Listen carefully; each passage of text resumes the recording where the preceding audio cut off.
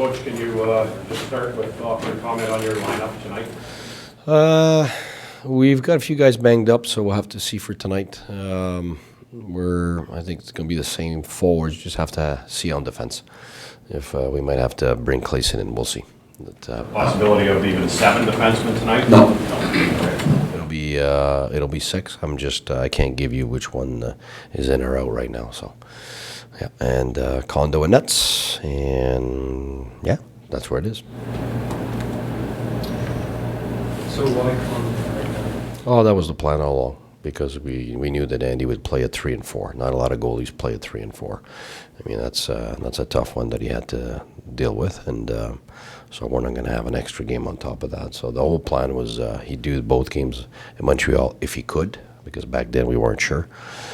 So the minute we saw that he was able to play both games in Montreal, we knew he'd play the game in Boston for sure.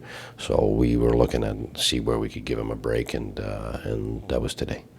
So that's the. This franchise had a real history with him. I mean, it's got a Steve on the show, but Condo, if you look at it, probably a pretty big part of your season as far as being able to help replace Anderson and what he's accomplished during the course of this year to give you a fighting chance to be a playoff team. Well, 100%. I mean, it's the reality is we start the year with Anderson's situation, which was real tough to deal with for him, first of all, but also for the team. And, first game right after that is Hammond's gone too. So let's not kid ourselves. If Pierre wouldn't have been able to go get ourselves a good backup, we certainly wouldn't be close to being here.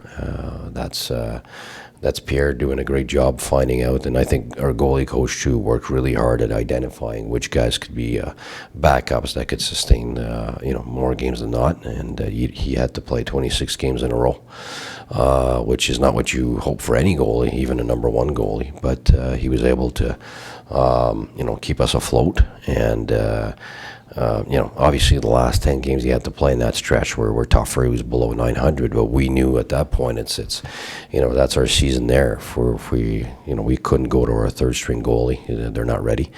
So we're just fighting for our lives the whole time, and he was definitely a character part of that, and that's why we're here. But the reality is our number one goalie is a 930 average, and he's the one right now that's healthy and rested, and Condo comes in when we need to give him a bit of rest, and we're going to keep going that way. Does it have anything to do with how Anderson and Connor played the season, or No, actually, you know what? No, if it was Detroit, it'd be Detroit. It just falls at a moment where it's good because it is a team that he's done well against here at home.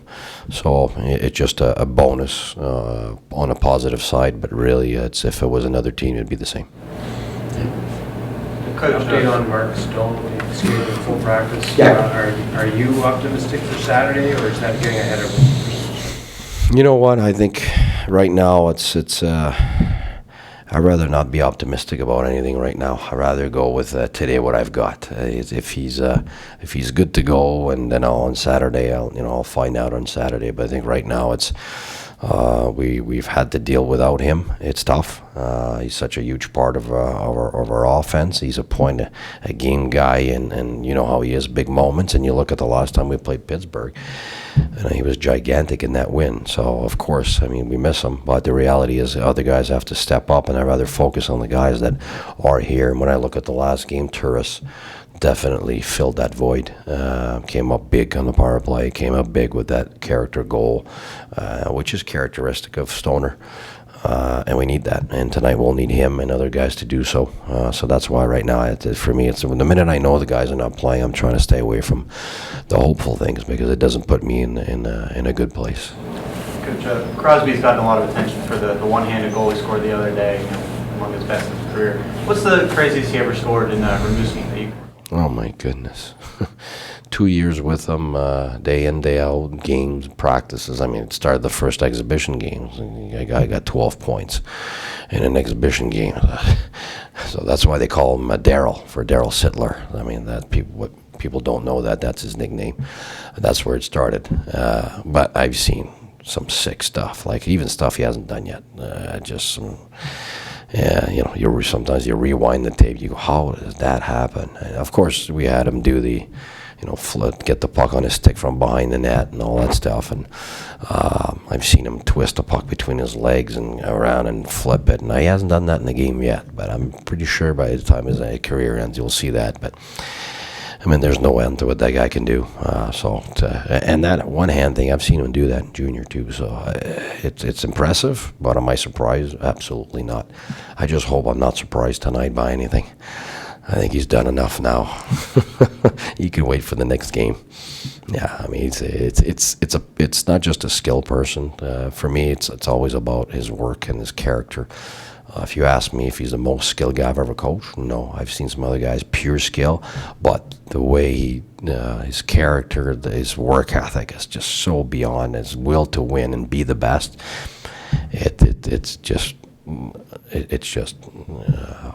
the best I've seen, really, over the years. And right now I'm lucky to see, again, a guy that caliber with Eric on defense. So it's, you can compare, but one's a forward, one's a defenseman. But I think in terms of a horse being able to sustain lots of ice time and big moments and take pressure and be able to make the big plays, I've been really lucky over the years, whether it's Stamkos or Crosby, St. Louis, and Eric here with Hockey Canada, Tavares, all these guys, Hall.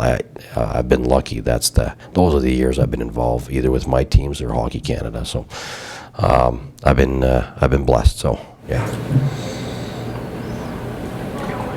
Est-ce que tu as dit que Burrows a montré chez maintenant, il parle de plus. Oui, mais je pense que quand on regarde l'évolution de la carrière de Burrows, on pense beaucoup à ses premières années où il faisait. Où il y avait un rôle de perturbateur sur la glace. Mais je pense que quand on regarde ces années, ce qui a caractérisé beaucoup plus sa carrière, c'est son intelligence, être capable de jouer avec les meilleurs joueurs dans les moments cruciaux de la game, d'être capable de gérer la rondelle, gérer la game. Fait que c'est ce qui a amené jusqu'ici avec nous autres. Il y a beaucoup de maturité comme personne, puis comme joueur aussi. Fait que je sais que ça prend beaucoup d'énergie faire ce qu'il faisait avant. Fait que je pense que quand tu vieillis, à un moment donné, tu as besoin de cette énergie-là pour ta game. Puis je pense que c'est ça. Son focus est là-dessus en ce moment.